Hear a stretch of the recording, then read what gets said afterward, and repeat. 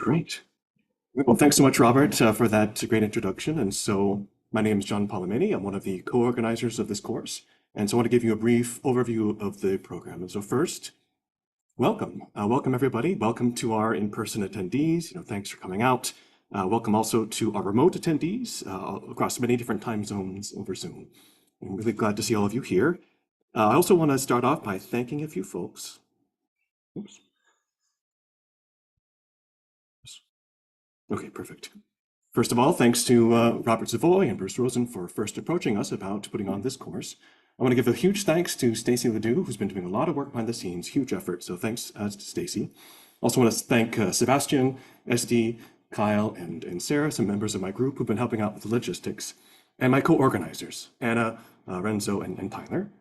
Also want to thank our fantastic faculty, especially Peter Benettini, our keynote lecturer. Oops. Okay, cool. Thanks, Tyler. Okay, but also, not sure if many of you have been following the news. There was an imminent government shutdown that was kind of threatening to close the US federal government. Several of our friends and participants in this course are employees of the NIH. And so they were trying their hardest to make sure that the course would go smoothly if they were not able to participate due to the shutdown. And so thanks, especially, Renzo, Tyler, and Peter. They were working very hard up until this weekend. We didn't learn about the fact that the government was able to remain open until Saturday evening. So thanks, guys, for your extra efforts to make sure that this course would run smoothly. And I'm glad to see you here in person. Okay, so also want to say that this event is endorsed by the ISMRM, so I'd like to thank them for their sort of moral support, as well as the Martinos Center and the P41 that Robert had mentioned, for helping us to kind of co-host this course. Also want to give a huge shout out to Stefan Ballman from the University of Queensland. Stefan has provided access and support for the NeuroDesk software. This is an awesome kind of containerized software, all web-based, that we're going to be using for the hands-on sessions tomorrow. And so again, it's a really nice system, and we're really happy that Stefan was able to help us to make sure that it worked smoothly. Great. So yeah, so why are we interested in fMRI of cortical layers? And so what is laminar fMRI, right? And so I'd say that laminar fMRI is the study of functional activation sort of within the cerebral cortex with the goal of detecting distinct functional activity or connectivity in or between cortical layers. And so we know that several cortical layers have distinct functional roles, and therefore laminar fMRI is really going to be necessary to map the functional architecture in humans. It's also, I think, an interesting test bed for investigating the limits of fMRI. I think of it as kind of an extension of the previous program to detect the layout of cortical columns.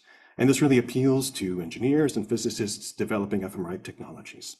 And I think that it really is a technology driver that may help to improve the neuronal specificity of fMRI in general. And so I think that what's good for laminar fMRI, the developments that we make, I think will extend to conventional fMRI as well.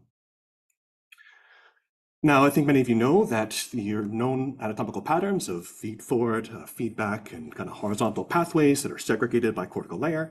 And so therefore, laminar fMRI, I think, is going to be really important for us to decipher brain circuitry. Of course, this is key to understanding brain function, which is the central goal of several initiatives, such as the Brain Initiative here in the US. And so why are we having an educational course on laminar fMRI? Well, I think it's an emerging field with lots of promise. And it's enabled by increasing availability of small voxel and non-bold fMRI. However, laminar fMRI is still pretty challenging for both a data acquisition and a data analysis standpoint. First off, you'll see during the lectures that individual cortical layers really can't be resolved with current fMRI techniques. That poses some challenges. Also, we'll see that conventional data analysis approaches are often not appropriate for laminar. And so we need to develop distinct approaches, for this sort of challenging experiment. Also, you'll hear that there are many interpretational challenges to laminar fMRI. We see there's potential for hemodynamic coupling or spreading across the layers. It's not always clear that the hemodynamic spread is sufficient to be able to resolve activity within individual cortical layers across the brain. Also, the functional organization of layers is unknown in many cortical areas. And so laminar fMRI can help teach us some fundamental neuroscience and really is at the intersection with cutting edge neuroscience today. So I think there's a lot of excitement. So our goals for this course, we're going to provide a background of fMRI of cortical layers. The idea is we want everyone in this course to be able to read the literature, understand the state of the art, understand where we've been, where we are today, and hopefully where we're going. We also want to teach practical skills for how to successfully perform a layer fMRI experiment. Laminar fMRI is pretty difficult. Actually, when we were first organizing this course, we were discussing that there's a lot of challenges, and we want to help you to perform your own experiments. I think that left to one's own devices, not only could it take a while to maybe reinvent the wheel, but there's some possibility that it might not be successful. And so we really want to help you conduct a successful laminar fMRI experiment. We're also going to try to convey some best practice approaches for data acquisition and analysis. And I put best practice in quotes here because I don't think we're quite sure what the best practices are. I think that there's consensus, that there is no consensus of what these best practices should be.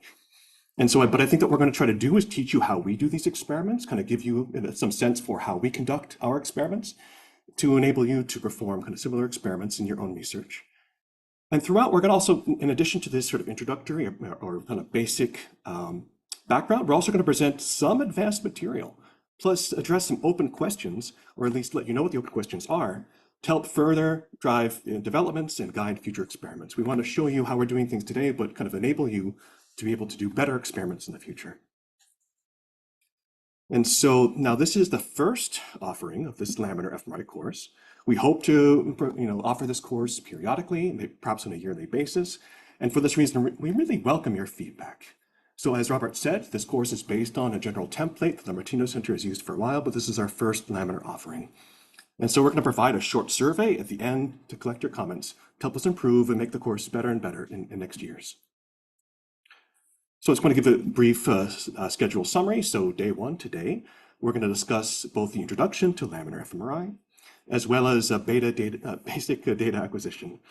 Now tonight, there'll be a course dinner at 6:30 p.m. at the Night Shift Brewing, which is about a maybe a 20-minute walk from here. There's a map in the PDF that we distributed. And so this is going to be a social event. That's going to be a nice chance for attendees to interact with faculty and kind of interact with each other. So I hope to see you all there at the dinner tonight.